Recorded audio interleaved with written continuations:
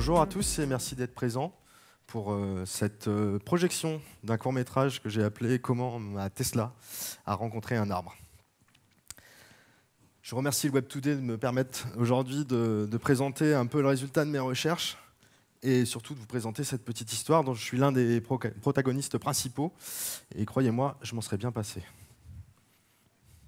Nous sommes donc le 13 juin 2021. Et comme vous devez peut-être tous le savoir, le gouvernement français a autorisé la circulation sur les routes de l'Hexagone à tous les véhicules autonomes depuis le 1er janvier 2020. Mes employeurs, chez BeWithYou, donc on est une agence digitale sur Nantes, ont toujours le souci de l'efficacité dans le travail et surtout de l'innovation. Ils ont décidé à tous d'intégrer dans notre pack salarial une Tesla. Donc c'est un modèle 10S. Je ne sais pas si vous le connaissez, c'est comme un iPhone, mais en mieux, avec 4 roues qui roulent toutes dans le même sens et en plus toutes seules. Et je vais vous raconter en fait ce qui s'est passé il y a quelques mois, qui nous a pris plus de 6 mois à analyser, à comprendre et à venir vous expliquer aujourd'hui ici au Web Today.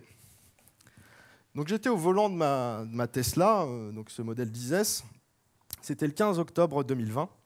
Je me rendais chez un client, il était tard, on fait du sur-mesure chez BeWithYou, donc il était 21h30. J'étais en train de finir de manger à l'arrière de la voiture. On peut faire un petit café, normal, hein. Si on a une voiture autonome, c'est aussi pour gagner du temps. Et donc je me trouvais sur cette route de campagne, que vous pouvez voir devant vous. Et à l'arrivée de ce virage, le panneau indiquait bien qu'il fallait tourner à gauche, et ma voiture a décidé subitement de tourner à droite. Alors, le temps que je passe devant et que je récupère les commandes de la voiture, autant vous dire que ça a été un désastre. J'ai même d'ailleurs fait la une des journaux locaux le lendemain. Alors rassurez-vous, hein, je suis ici devant vous grâce à la robustesse légendaire des Tesla. Et j'en suis sorti sans une égratignure pour venir vous expliquer tout ça aujourd'hui. On va faire un peu d'autopsie quand même parce que on n'a pas compris ce qui s'était passé. La signalétique était claire, la voiture visiblement a complètement ignoré le panneau de signalisation et malheureusement a fini dans un arbre. Alors le premier élément vers lequel on s'est tourné, c'est le moteur. Aujourd'hui, le moteur dans une voiture autonome, c'est plus ce qui fait rouler les roues. En fait, c'est plutôt la partie cerveau qui va nous intéresser et notamment la partie reconnaissance visuelle. Donc on a analysé, on a passé la reconnaissance visuelle à une batterie de tests hallucinante. Et on n'a jamais rien trouvé. À chaque fois qu'on lui montrait le panneau de signalisation, la voiture tournait bien à gauche. On n'a pas compris pourquoi. On est revenu sur les lieux de l'accident. On a regardé les photos qui ont été prises tout de suite. Et on s'est rendu compte que le panneau avait quelque chose de différent par rapport à d'habitude. Je ne sais pas si vous pouvez le voir, mais ce panneau est légèrement altéré. Comme s'il y avait une espèce de poster sur le panneau. Il n'est pas tout aussi normal en fait, qu'un panneau classique, il est un peu altéré. Et donc on s'est dit, il y a forcément quelque chose qui a entraîné cette mécompréhension de la voiture. Donc on a été chercher un petit peu plus loin, ce qui fait que la voiture aujourd'hui est capable de reconnaître visuellement un panneau tourné à gauche d'un panneau tourné à droite. Et là je vais vous parler de comment on fait naître une IA.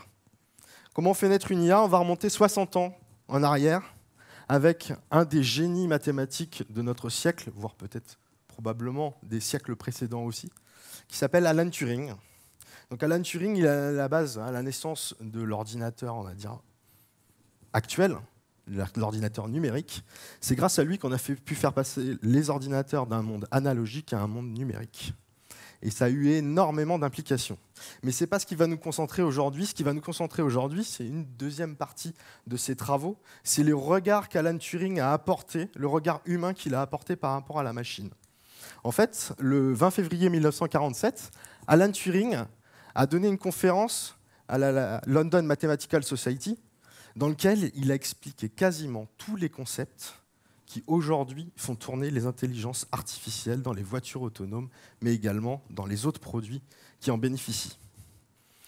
Depuis lors, depuis les 70 dernières années, on ne fait qu'appliquer les principes d'Alan Turing qu'il a énoncés lors de cette conférence. Alors le premier principe qu'il a énoncé, c'est l'apprentissage. Jusque-là, la machine, c'était des instructions qu'on lui donnait, qui exécutait les instructions dont on pouvait déterminer le résultat. Alors il a décidé que peut-être cette vision a été trop simpliste. Peut-être qu'il fallait aller au-delà. Peut-être qu'il fallait considérer la machine comme un enfant naissant qui a besoin d'apprendre des nouvelles choses. Peut-être que finalement, si on lui donnait des instructions, l'instruction d'apprendre de nouvelles choses, elle serait capable en fait de faire évoluer son cerveau comme le cerveau d'un enfant. Alors il a intégré la notion d'apprentissage supervisé. C'est exactement ce qu'on fait avec nos enfants tous les jours, lorsqu'on les aide à faire leurs devoirs, lorsqu'on les aide à comprendre un nouveau concept, lorsqu'on les aide à apprendre de leurs erreurs, lorsqu'on les aide à comprendre ce qui est bien, ce qui n'est pas bien, etc., etc. Le deuxième point essentiel dans l'apprentissage, c'est aussi de laisser les enfants découvrir des choses par eux-mêmes. De découvrir, en fait, de tirer des conclusions de leurs erreurs, de tirer des conclusions de ce qu'ils lisent, un peu comme si vous alliez dans une bibliothèque, que vous preniez un livre au hasard, et que vous alliez de rayon en rayon, de livre en livre, pour apprendre de nouvelles choses à partir de la donnée initiale. Ça, c'est le premier fondement qu'Alan Turing a expliqué. Il ne faut plus voir la machine comme quelque chose qui exécute bêtement des instructions, mais voir la machine comme quelque chose qui apprend de nouvelles instructions et qui est capable d'évoluer. Le deuxième point, c'est donner à la machine des objectifs. La machine, elle va avoir besoin d'apprendre pour un but précis. Donc aujourd'hui, le cas d'école en intelligence artificielle, c'est prédire l'évolution du cours d'un bien immobilier, du prix d'un bien immobilier. Donc là, en règle générale, c'est ce qu'on appelle en mathématiques une régression linéaire, c'est-à-dire qu'on va essayer de déterminer une valeur continue en fonction d'un certain nombre de critères, la taille du logement, son emplacement, etc., etc. Deuxième élément, on va déterminer, par exemple, si un email est un spam ou pas un spam. Donc là, en règle générale, vous êtes tout le temps confronté à ce type d'utilisation dans vos boîtes mail quotidiennement. Et le dernier élément, c'est par exemple d'identifier les cercles d'influence sur les réseaux sociaux. Donc ça a fait pas mal de bruit il y a 1 ou 2 ans lors de l'élection de Donald Trump, puisqu'en fait, la seule vraie prédiction qu'on a eue sur l'élection de Donald Trump a été donnée par une société qui a analysé les cercles d'influence sur Twitter. Grâce à l'émotion qu'elle avait détectée dans les tweets envers Donald Trump, elle a pu créer des cercles d'influence et en fonction des activités de chacun, a pu déterminer si le groupe était important, s'il y avait beaucoup de grands électeurs, notamment dans les groupes qui étaient à tendance positive envers Donald Trump. Et c'est grâce à ça qu'elle avait pu prédire l'élection de Donald Trump, alors que tout le monde donnait Hillary Clinton gagnante. Le dernier élément, pour notre intelligence artificielle, ça va être de lui fournir des outils. Le premier outil classique, c'est les mathématiques. On a parlé tout à l'heure de régression linéaire, on peut aller beaucoup plus loin. Mais les mathématiques sont à la base, Alan Turing était un mathématicien, et à la base de l'intelligence artificielle. Certains diront même peut-être que les mathématiques sont à la base de notre monde, de notre univers. On ne va pas rentrer dans le débat aujourd'hui. Le deuxième élément, c'est le biomimétisme. C'est essayer de comprendre dans notre monde ce qui le fait tourner et de l'appliquer à la machine. Aujourd'hui, je vais citer Idriss Aberkan, pour ceux qui le connaissent, l'économie de la connaissance. Idriss Aberkan dit que le plus gros livre qui ait jamais existé, c'est la planète Terre, le plus gros livre accessible pour nous, voire peut-être l'univers qu'on commence à de plus en plus comprendre et analyser. Mais le plus gros livre qui existe aujourd'hui, c'est l'ensemble de la planète Terre, de sa biologie, de ses matériaux, de sa physique. Et aujourd'hui, en intelligence artificielle, les plus grosses avancées qu'on a pu faire sont également en observant le monde du vivant, en essayant de le reproduire. Le dernier élément, et c'est ça qui a fait décoller ces 10 dernières années l'intelligence artificielle, c'est le monde du big data. Jusqu'en 2010, beaucoup de chercheurs en intelligence artificielle s'étaient un peu épuisés parce que les résultats n'étaient pas là. Lorsqu'ils ont compris qu'en fait, cet apprentissage avait besoin d'énormément de données et que les technologies naissantes ont permis d'avoir accès à ces données et à des capacités de traitement très très véloces, à ce moment-là, on a obtenu les premiers résultats à grande échelle et la courbe d'apprentissage et la courbe d'amélioration de l'IA, la pénétration de l'IA dans notre économie a été exponentielle. Alors, vous me direz, comme on en revient à notre sujet initial, avec ces données-là, comment peut-on tromper une IA? Le premier point qui est important de comprendre, c'est quand on peut tromper une IA. Il y a deux moments très précis. Le premier, c'est à l'entraînement. C'est lorsque l'on fournit des données d'apprentissage à l'IA, on peut fournir à l'IA des données qui sont corrompues, mais qui sont humainement non visibles. Et donc, du coup, l'IA va apprendre des biais qu'on va pouvoir exploiter par la suite lorsque l'IA sera en conditions réelles, sera en production. L'inconvénient de cette technique-là, c'est qu'elle demande à avoir accès à ce qu'on appelle les modèles, c'est-à-dire le cœur, le cerveau de l'IA, et ensuite de pouvoir pénétrer pour injecter des données frauduleuses dans ces modèles. Alors il y a un autre moment où c'est beaucoup plus simple d'hacker une IA, qui correspond plus à ce qui s'est passé avec ma Tesla. C'est durant la prédiction. Durant la prédiction, notamment en computer vision, mais aussi dans d'autres éléments de l'IA, on peut tout à fait faire croire à l'IA que ce qu'elle voit est tout à fait autre chose que ce qu'un humain verrait. Et c'est ça qu'on va essayer d'expliquer aujourd'hui. Alors comment on fait ça? Voilà un exercice qui a été fait par des chercheurs, notamment Yad Goodfellow, chercheur chez Google en intelligence artificielle, qui écrit énormément de littérature sur l'intelligence artificielle et notamment sur la vision par ordinateur. Voilà, cet hacking, en fait, ce que vous voyez à gauche, pardon, donc c'est la prédiction d'un ordinateur qui n'a pas été hacké. Il est sûr à 57% que l'image est un panda. Et je pense que vous êtes tous sûrs aussi que l'image est un panda. Probablement à plus que 57% d'ailleurs.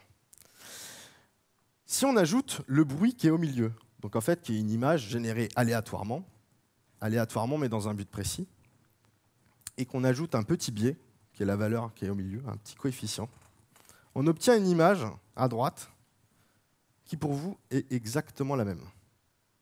Et pourtant, l'ordinateur sera sûr avec une précision à 99% que l'image de droite est un gibbon. Et si jamais il a besoin de faire une prédiction avec ça, lui, il est sûr à 99% que c'est un gibbon. Donc a priori, si vous êtes sûr à 99% d'une chose, vous allez prendre une décision dans ce sens-là. Alors, comment ça fonctionne si on essaie de rentrer encore un petit peu plus loin? Les ordinateurs voient aujourd'hui, grâce à des algorithmes qui sont basés sur des réseaux de convolution, des réseaux de neurones de convolution. Alors, c'est tout à fait issu du vivant, du biomimétisme, du cortex visuel, d'abord des grenouilles dans les années 60 et puis aujourd'hui des humains, puisqu'on a des moyens maintenant non invasifs pour aller explorer le cerveau humain. Et du coup, ça marche sous forme de couches. En fait, on va essayer d'analyser une image à travers des couches successives. C'est ce que j'ai voulu représenter ici par cette image. Le réseau de convolution, d'abord, il va travailler sur les détails. Il va essayer de déterminer quelles sont les arêtes de l'image. Donc il va essayer de placer des certains nombres de filtres sur l'image et se dire là il y a un bord, là il y a un bord, là il y a un bord, etc. Le deuxième détail qu'il va essayer de chercher à obtenir, c'est les textures. La couleur et les textures de l'image. Est-ce que c'est plutôt des poils, est-ce que c'est plutôt des feuilles, est-ce que c'est plutôt de l'air, etc., etc. Et ensuite, il va passer au côté beaucoup plus abstrait. D'abord en essayant de regrouper les textures et les arêtes sous forme de parties d'un objet. Ça peut être une montre, ça peut être une tête de chien, une roue de voiture, etc. Et enfin, il va finir par une représentation complète qu'on a illustrée ici, qui est en fait la meilleure manière de comprendre ce que verrait l'IA. Mais en réalité, on n'a pas de certitude, on a juste en fait ici généré des images qui font que le réseau de neurones pour un bateau, par exemple, en bas à gauche, se voit de cette manière-là. Si on veut activer tous les neurones qui font penser à un bateau, il faut qu'on produise cette image-là. C'est la meilleure image qui représente un bateau pour l'intelligence artificielle. Et voici la même transposition au panda versus un gibbon. Je ne sais pas si vous arrivez à voir la différence entre un panda et un gibbon avec cette représentation-là. Et pourtant, c'est comme ça qu'une intelligence artificielle, sur sa dernière couche, classifie si l'image est un panda ou un gibbon. Vous voyez bien que le delta, il est très très faible et qu'il est donc alors possible de biaiser l'intelligence artificielle pour finalement passer d'une catégorie à une autre.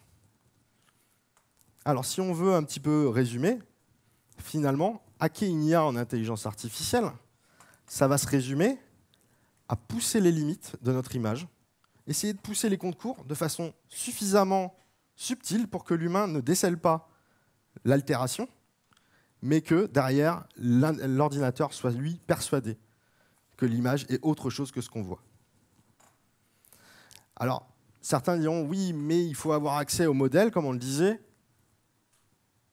À l'entraînement, il est vrai que oui, si vous voulez produire des images qui altèrent un modèle, il faut avoir accès à ce modèle. Par contre, à la prédiction, il suffit juste d'utiliser un modèle équivalent qui fait à peu près la même chose, qui est à peu près architecturé de la même manière, mais aujourd'hui, tous les réseaux de convolution sont assez semblables, à quelques fonctions près. Et du coup, reproduire un modèle à côté pour permettre ensuite de tester ces exemples altérés a le même effet lorsque ces exemples sont reproduits sur le modèle cible. Et on peut produire des attaques qui trompent l'IA d'une manière générale, c'est-à-dire des attaques non ciblées. Par exemple, j'ai mon panneau tourné à droite et je m'en fiche que ça soit un panneau stop qui apparaisse à la place au niveau de l'IA, ou que ça soit un panneau continué, un panneau de limitation de vitesse, etc. Mais on peut aussi produire des images altérées qui ciblent une classe. En l'occurrence, pour ma Tesla, c'est ce qui s'est passé, c'est que le panneau altéré, ce n'était pas un virage à gauche, mais c'était un virage à droite qui était ciblé et qui a eu l'effet escompté sur la Tesla. Alors, du coup, les chercheurs sont dit, mais est-ce qu'on peut industrialiser la production de ce qu'on appelle des adversarial examples? Donc, les adversarial examples, c'est effectivement de produire un sample pour l'IA altéré qui lui fait avoir une fausse prédiction. Donc il y a des chercheurs qui ont mis au point un algorithme qui s'appelle RP2, pour Robust Physical World Attacks. Et donc leur but c'était d'essayer de reproduire de manière algorithmique, par une IA par exemple, de générer des adversarial examples dont ils sont sûrs, avec un pourcentage que vous allez voir assez fort, qu'il trompera l'IA pour une classification donnée. Alors le problème, c'est que quand on a cet objectif-là, on va être confronté quand même à un certain nombre de biais et de choses qu'il faut prendre en compte. Le premier problème, c'est les conditions environnementales. Donc là, on fait des tests avec un gibbon, un panda sur une photo, c'est quand même assez facile. Mais imaginons que l'attaque, on veut la reproduire en conditions réelles. Robust Physical Attack. Alors à ce moment-là, il faut prendre en compte le fait que le panneau, lorsque je vais me déplacer, il va changer d'angle, il va changer de taille dû au rapprochement. Et donc, il faut que l'attaque, le poster, qui lui est fixe, hein, on va coller un poster sur notre panneau de signalisation, lui il est fixe, il faut qu'il marche suivant l'angle et suivant la taille, la distance à laquelle on est au niveau du récepteur. Deuxième élément, je ne roulais pas très vite, hein, c'est l'autopilote, de toute façon il n'y a plus de problème d'excès de vitesse en 2021. J'étais à 70 km/h, et ben l'environnement extérieur au panneau, il bouge.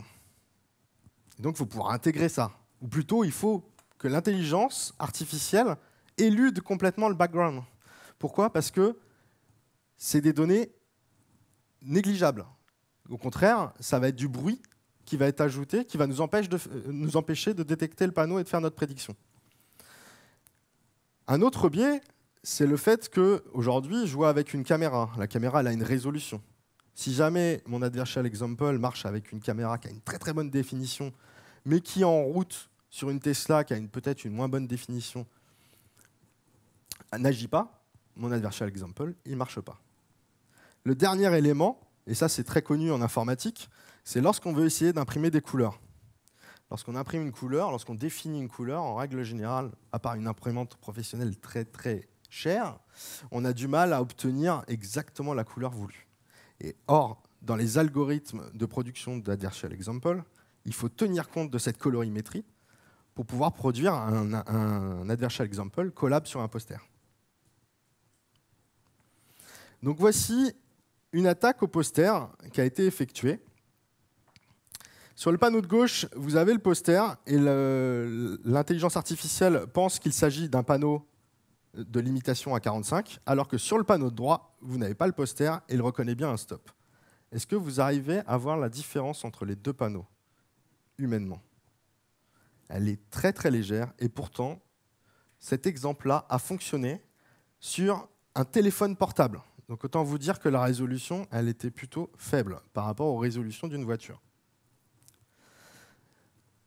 Là, on a démontré que les adversarial examples marchent en situation réelle. Alors, je vous rassure, c'était avec un téléphone portable et pas avec l'autopilote de la voiture, sinon la personne aurait pu créer un accident assez grave.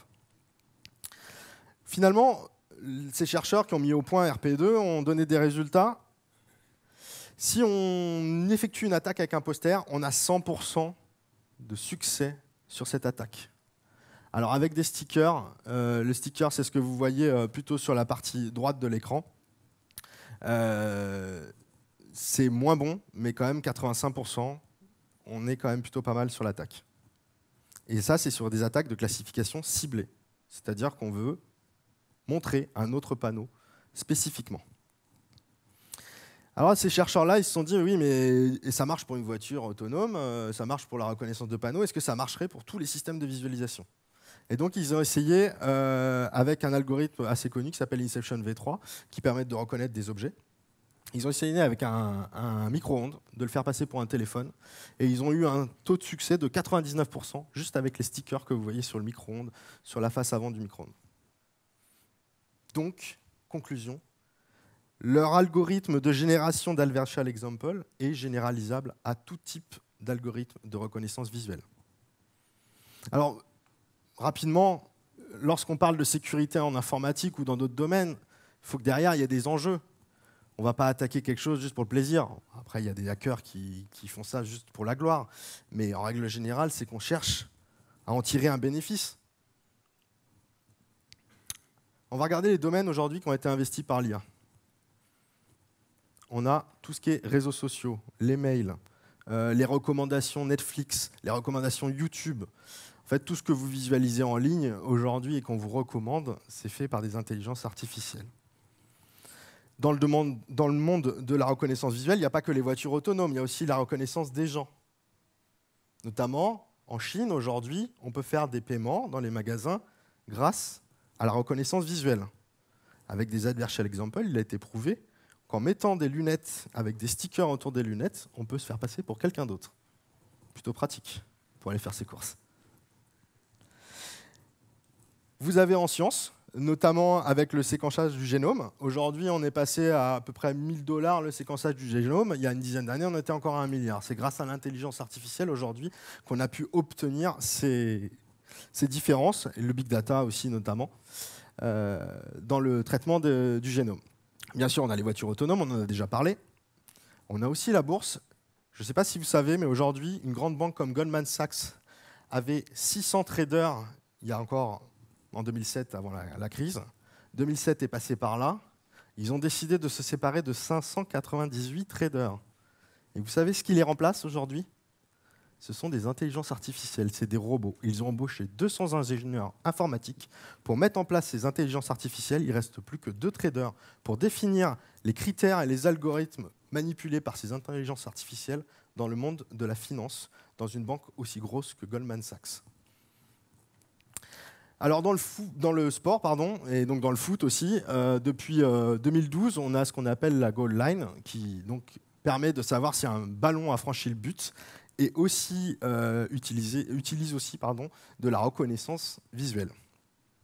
Ensuite, on a dans le monde de la médecine, aujourd'hui, certains domaines, notamment la reconnaissance d'un cancer de type mélanome. On a un meilleur taux de succès avec une IA qu'avec des médecins humains.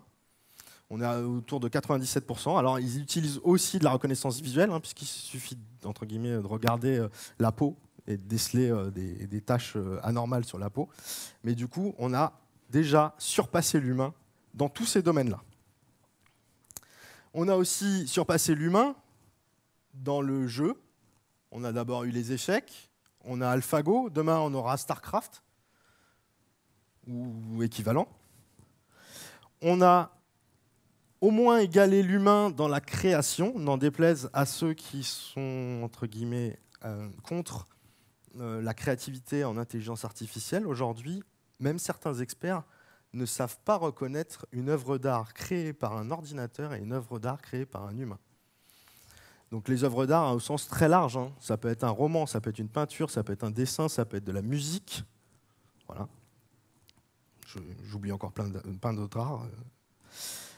Dans le cas de la nourriture aussi, aujourd'hui, l'intelligence artificielle est très très forte dans ce qu'on appelle la fusion food. Donc inventer de nouvelles recettes à partir de recettes existantes et à partir d'ingrédients connus. Et dernier élément, pour ceux qui sont développeurs comme moi dans la salle, l'intelligence artificielle aujourd'hui est capable de coder de manière industrialisée encore assez souvent, mais peut-être demain de manière un peu moins industrialisée, presque aussi bien que nous. Je dis presque parce qu'elle fait peut-être moins d'erreurs, qui parfois amènent à de nouvelles choses. Alors, comment on va essayer de se prémunir, puisqu'à partir du moment où on parle de hacking, on parle aussi de défense. On va essayer dans un premier temps, pourquoi pas, de dire non. Je vais essayer de détecter par n'importe quel biais qu'il y a une altération, il y a un poster, parce que j'ai vu que peut-être ça brillait, peut-être que... Voilà, on peut essayer d'imaginer qu'on a les moyens de détecter. Alors, le problème, ça, en sécurité, c'est que dire non, en fait, c'est donner une information à l'attaquant. On lui donne l'information, au bout d'un moment, il peut essayer de découvrir ce qui, justement, nous fait dire non. Et du coup, il va chercher à passer sur la porte du côté. On pourrait aussi masquer la précision des résultats. Vous avez vu, jusqu'à présent, je vous donne des résultats, des taux de confiance, des niveaux de confiance. En règle générale, une IA, c'est ce qu'elle donne. Sauf l'IA de la voiture autonome. La voiture autonome, elle tourne les roues, elle avance ou pas, mais elle ne donne pas en disant, tiens, peut-être que c'est un panneau à 60, peut-être 60%, bon, je vais peut-être ralentir un petit peu, bref. On pourrait masquer la précision des résultats, sauf qu'en fait, aujourd'hui, la personne, si elle essaie d'attaquer, elle peut reconstituer en fait ses résultats. Donc, à force d'essais-relance, on peut tout à fait reconstituer tous les résultats. Le dernier élément, c'est l'entraînement par adversarial example, et c'est ce qui va m'amener à ma conclusion. Oui, on peut rendre une intelligence artificielle en computer vision un petit peu plus performante en l'entraînant avec des exemples. Le problème, c'est qu'en faisant ça, on s'est aperçu qu'on avait un autre biais. C'est qu'on allait diminuer en fait, le taux de réussite sur des exemples normaux. Et ça m'a amené à ma conclusion. Est-ce que c'est la fin ? Est-ce qu'aujourd'hui, on est en train de parler de voitures autonomes ? Est-ce que sur le stand du Web Today, là-bas, il y a une Tesla ? Est-ce qu'un jour, elle pourra conduire toute seule, en toute sécurité ? Alors, ce qu'il faut voir, c'est que la problématique en intelligence artificielle aujourd'hui, c'est qu'on a du mal à savoir ce qui se passe réellement. On ne sait pas vraiment par quelle porte l'intelligence artificielle décide de passer pour donner ses résultats ou pour prendre ses conclusions. On a, en analysant le cortex visuel, déterminé un certain nombre de choses par rapport aux couches, etc. Mais on ne sait pas réellement ce que l'intelligence artificielle, pourquoi elle met un poids important à telle donnée et pas à telle autre, etc., etc. Et en fait, ce qui fait la force de l'intelligence artificielle, c'est aussi sa faiblesse. En fait, les adversarial examples, c'est par structure, même de l'intelligence artificielle, qu'on a un problème aujourd'hui. C'est-à-dire que on ne sait pas ce qui se passe réellement. Et le problème, c'est que quand on ne sait pas ce qui se passe réellement, pour essayer de le contrer, ça va être très compliqué. Donc, la question qu'on pourrait se poser, est-ce qu'aujourd'hui, la machine, elle est condamnée à être moins polyvalente que nous ? Finalement, si nous, on arrive à éluder complètement les adversarial examples, est-ce que c'est justement, finalement, qu'on est les seuls à pouvoir, entre guillemets, être hyper polyvalents ? Alors, il faut voir qu'aujourd'hui, on a parlé de computer vision pure, et qu'en fait, ce qui se passe, c'est que les chercheurs, eux, ils travaillent à améliorer. Il se passe quelque chose dans notre tête. On ne comprend pas encore très bien pourquoi. Mais nous, les adversarial examples, on arrive à les éluder. Et en fait, c'est parce que derrière notre cortex visuel, il y a des analyses. Il y a des statistiques bayésiennes qui rentrent en compte. C'est-à-dire que, par exemple, l'exemple que je vous ai montré avec le panneau stop, il était impossible, conceptuellement, qu'il y ait un panneau limite de 45 sur une intersection. Ça n'existe pas. Il y avait la bande blanche devant, il y avait une intersection devant, et en recroisant toutes ces informations, on est capable de déterminer que c'est bien un panneau stop. Et ça, l'intelligence artificielle ne sait pas encore le faire, mais commence à savoir le faire. C'est ce qu'on appelle les intelligences transverses, qui est capable de décider, d'analyser plein de capteurs, plein de sources différentes. Donc finalement, faut-il être inquiet pour l'avenir de la conduite autonome? Non, parce que la conduite autonome et la voiture autonome ne se limitent pas juste à une caméra, mais à un ensemble de capteurs, de radars et d'analyse du monde physique qui l'entoure, qui commence à ressembler de plus en plus à ce que notre cerveau fait. Voilà. Je vous remercie.